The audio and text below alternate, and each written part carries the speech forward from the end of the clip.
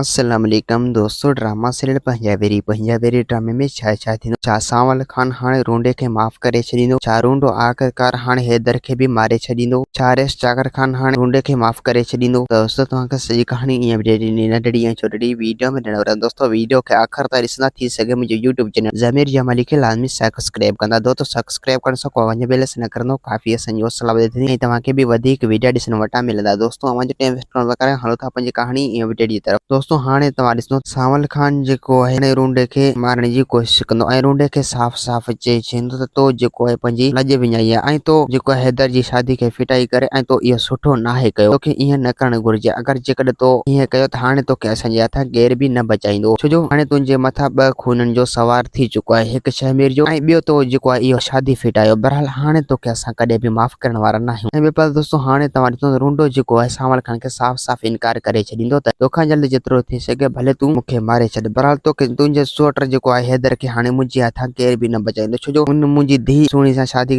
करण जी कोशिश कई ऐं हुन ईअं कॾहिं सोचियो बि न हो त रूंडो हिकु शैतान आहे। बहरहाल मां उन शैतान खे हाणे शैतानगिरी ज़रूर ॾेखारींदुसि। ऐं ॿियो पर दोस्तों हाणे तव्हां ॾिसंदो रेस चाकर खान जेको आहे हाणे शेरू वारनि खे साफ़ साफ़ चई छॾींदो त मां रूंडे खे पहिरियां सभई ग़लतियूं माफ़ करे चुको आहियां। बहरहाल मां हुनखे हाणे इहा ग़लती माफ़ न कंदुसि ऐं हुनखे कॾहिं बि माफ़ न कंदुसि। छो जो इहो तोसां मुंहिंजो वाइदो। छो जो मूं रूंडे खे पहिरियां सभु ग़लतियूं माफ़ करे चुको आहियां ऐं इहा मुंहिंजी ग़लती इहा मूं हुनखे ग़लतियूं माफ़ कयूं तो बि तव्हां जेको शेरल चवंदो त चाकर खान इहा तव्हांजी बि महिरबानी थी जो तव्हां असांजे करे इन रूंडे खे इज़त ॾिनो। बहरहाल रूंडो जेको आहे इज़त जे लाइक़ न हुयो। पर हाणे तव्हां खां जेतिरो जल्द थी सघे तव्हां हाणे इन रूंडे खे बि सज़ा ॾियो त जीअं हू हिकु थी वञे ऐं हू आईंदा ईअं कॾहिं बि न करे सघे ऐं असांजे ख़िलाफ़ धोखो कई ऐं तव्हांजे ख़िलाफ़ बि धोखो कई। पर इन खे हाणे धोखो करण कॾहिं बि न ॾींदासीं। रूंडे खे हाणे इन घर मां निकाले ज़रूर ॾिजो। चाकर खान चवंदो त शेरू बस तूं परेशान न थी, हाणे मां जेको आहे रूंडे जो अहिड़ो त पाड़ू पटाईंदुसि जो रूंडो यादि रखंदो। दोस्तों उम्मीद है कहानी आई तव्हांखे पसंदि। असांखे ॾींदा इजाज़त वरी तव्हां सां मिलंदासीं के नई वीडियो में। ख़ुदा हाफ़िज़।